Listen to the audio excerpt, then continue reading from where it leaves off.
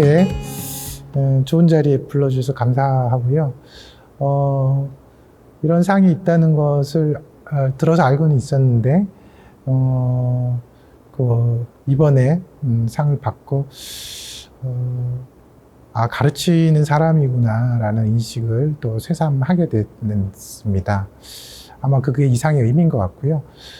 대학은 연구하는 기관이고 또 교육하는 기관인데 최근에 많은 강조점들이 연구에 찍히다 보니까 교육하는 데 시간이나 에너지를 충분히 이렇게 투자해야 된다 생각을 하면서도 있기 쉬운데, 아마 이런 상을 통해서 가르치는 사람이십니다 라는 걸 일깨우는 그런 의미가 있는 것 같아요. 그래서 한편 부끄럽다, 그래 맞아, 나의 반쪽은 가르치는 것이었지, 이런 것을 재확인시켜줘서 상보다도 지난 15년, 16년의 교수 생활을 좀 생각해보는 계기가 돼서 좋았습니다. 예.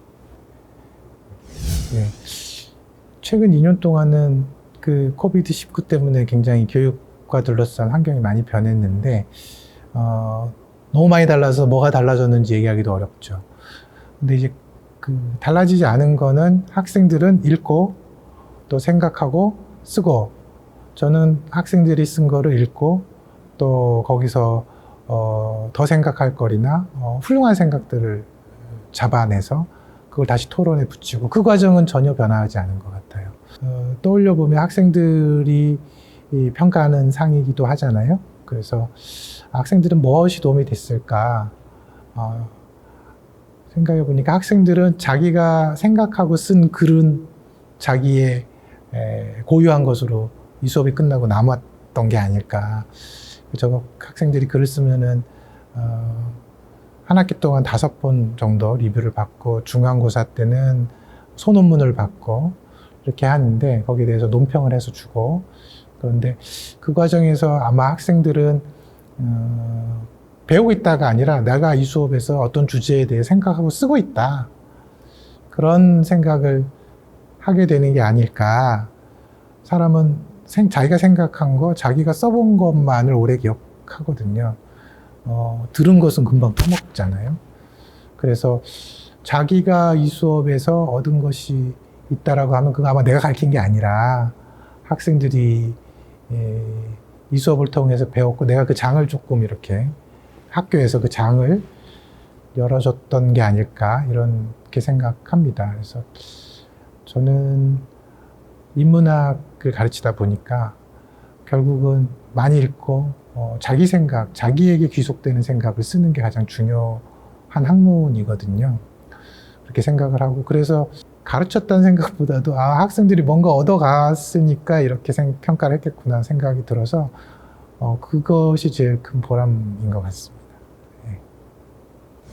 이게 보통 가르친다 그러면은 어떤 지식을 내가 갖고 있고 그것을 잘 전달한다 이렇게 생각하는데, 그것도 뭐 틀린 얘기는 아닌데요.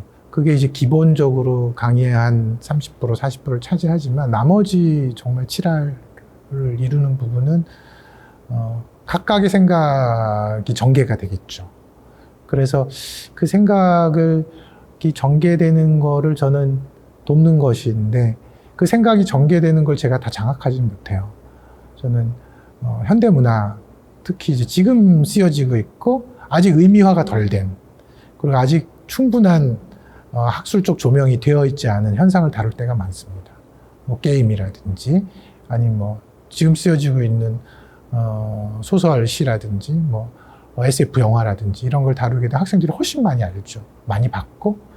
근데 그런 것들에 대해서 충분히 사고하고 그림을 그려낼 능력은 있는데, 그 용어들이나 무엇이 자기 생각이고 무엇이 새로운 생각이고 무엇이 이미 이루어진 성과들인지를 구별하는 거는 쉽지 않잖아요. 그런 것들을 구별해주고, 이건 정말 너가 생각한 거고, 학술의 큰 장 안에서는 이런 의미가 있고, 이걸 조금 더 전개시키면 너가 대학자 부럽지 않은 생각에 도달할 것 같다. 그런 게 아마 가르치는 것의 의미가 아닐까. 가르치는 것이 무언가를 전달하기 하는 시대가 아닐 뿐더러, 그런 충분한 지식을 갖고 있는 전인적인 인격이 교육자가 되기도 시간이 아닐까 그런 생각이 듭니다. 제가 우리 대학교에 와서 한 15년 조금 넘게 봉직을 했습니다.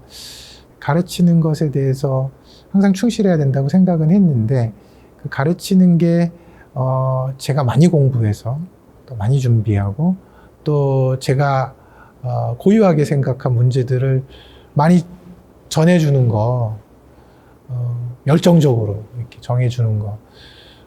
근데 그게 굉장히 중요했고 또 지금도 중요하다고는 생각을 하는데 최근에는 조금 생각이 많이 바뀌기도 한 부분이 내가 갖고 있는 지식 전체를 학생들이 원하는 것도 아니고 그리고 내가 갖고 있는 지식이 충분하지도 않고 그렇다고 한다면 내가 무지한 스승의 입장에서 그러나 그 문제를 큰 범위에서는 한번 생각해 보는 사람으로서 가질 수 있는 위치에서 스스로 생각하고 쓰는 거에 대한 평가, 또 조언, 그리고 이렇게 뒤에서 이렇게 밀어주는 힘, 칭찬할 부분을 찾아내는 거, 그런 것들이 가르치는 거, 교육이 아닐까 생각하고요.